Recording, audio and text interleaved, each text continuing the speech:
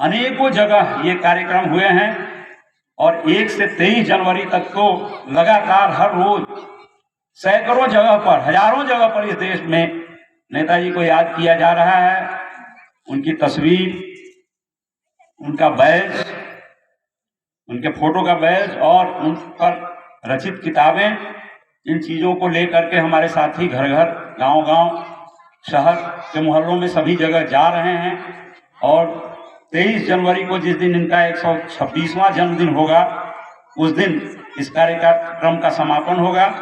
मुजफ्फरपुर में भी हम लोग उस कार्यक्रम को मनाएंगे। वो बीबी कॉलेज स्कूल के प्रांगण में वो कार्यक्रम निर्धारित है 23 जनवरी को। उससे पहले हम लोग सरैया प्रखंड स्तरीय कार्यक्रम 21 जनवरी को प्रोजेक्ट बालिका उच्च विद्यालय सरैया में हम लोग करेंगे, मनाएंगे। और बहुत सारे विद्वान वक्ता इन कार्यक्रमों में भाग लेंगे, इसलिए हम सबों को उसमें शामिल होने और सुनने की जरूरत है। सुनकर के अपने कर्तव्य पथ का निर्धारण करना जरूरी है। इनके लिए सुभाष जी के विचार को आगे ले जाने की जरूरत है। सही मायने में जिसको लोकतंत्र कहते हैं, यहाँ तो हमारी आजादी इस रूप में है कि जहाँ बोलने को हम कुछ कर भी ले सकते हैं, लेकिन आजादी जो आई वो तो निश्चित तौर पर ही मुंशी प्रेमचंद के शब्दों को भी लें या जिस रूप में भी लें, तो it was only the transfer of power, सत्ता का हस्तांतरण हुआ है। सही मायने में जन मुक्ति मिली नहीं है, जन मुक्ति हुई नहीं।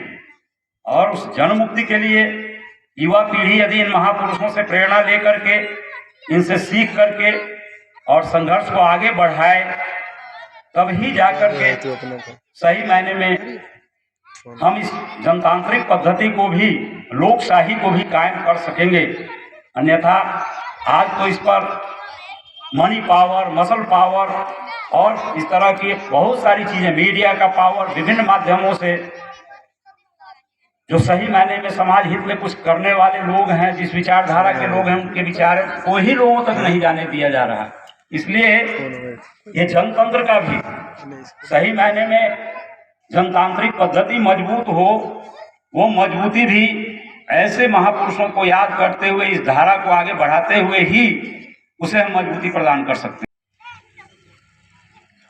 जहां आजादी आंदोलन की 2 धाराएं थी, एक धारा का नेतृत्व राष्ट्रपिता महात्मा गांधी कर रहे थे, जहां कांग्रेस के शिविर में, जहां गांधी के नेतृत्व में होता था कोई कार्यक्रम, तो सवर्णों के लिए अलग चौका,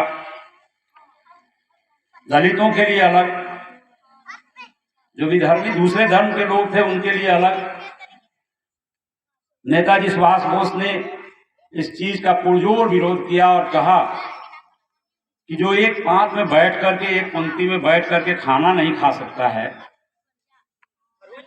वो एक दूसरे के लिए जान देगा, ये विश्वास करने की बात है। और इन्होंने अपने यहाँ जो भी अधिवेशन हुआ आजाद हिंद फौज का, वो सारे अधिवेशनों में एक जगह ही सबके लिए खाना बनवाया और एक पांत में बैठ करके लोग खाते थे। इतना ही नहीं, रंगून में चेकिया संप्रदाय के लोग जो हिंदूवादी ही होते हैं, उन्होंने अपने मंदिर में इन्हें बुलाया था चंदा देने के लिए और मंदिर में दर्शन करने के लिए कहा। तो प्रबंधकों ने यह भी पाबंदी लगा दी कि इनके साथ जो लोग गए हैं वो तो गैर हिंदू हैं, उसमें बहुत सारे लोग, उन्हें उसमें प्रवेश नहीं मिलेगा। नेताजी ने उस मंदिर में जाने से इनकार कर दिया। जहां हमारा साथी नहीं जा सकता है हमारे साथ, जीवन मरण का साथी, वहां मैं भी नहीं जाऊंगा।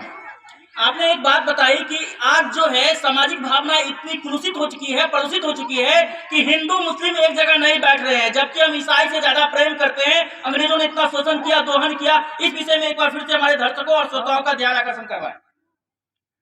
हम सभी लोग महात्मा जी के तोता की तरह रटते हैं कि अंग्रेजों की पॉलिसी डिवाइड एंड रूल की थी, फूट डालो शासन करो। तमाम हिंदू धर्म के जो उपासक हुए हैं, बड़े संत हुए हैं, बहुत कुछ लिखा उन्होंने। तुलसीदास ने लिखा, कबीरदास का तो एक अलग पंथ ही था, उन्होंने भी लिखा। और आधुनिक भारत में स्वामी विवेकानंद से बड़ा कोई समाज सुधारक संत नहीं हुआ हिंदू धर्म का, लेकिन किसी ने भी यह नहीं कहा कि मुगलों ने जबरन हिंदुओं को मुसलमान बनाया था। हो सकता है मुगलों का शासन था तो उसके डर से तुलसीदास ना लिखें, कबीरदास ना लिखें, लेकिन स्वामी विवेकानंद तो मुगल पीरियड के बाद के हैं, आधुनिक भारत के हैं, उन्होंने भी तो कहीं नहीं लिखा। फिर ये तो स्पष्ट बात है कि भारतवासियों को कमजोर करने के लिए हिंदू मुस्लिम के बीच सांप्रदायिकता का जहर घोलने का काम किया अंग्रेजों ने, और उसको बढ़ावा देने का काम आजाद भारत की, आजाद पाकिस्तान की सारी सरकारें ये काम करती रहती है। इसीलिए महान शायर राहत इंदौरी ने बहुत छोटा सा एक शेर लिखा, सीमा पर तनाव है, लगता है देश में चुनाव है।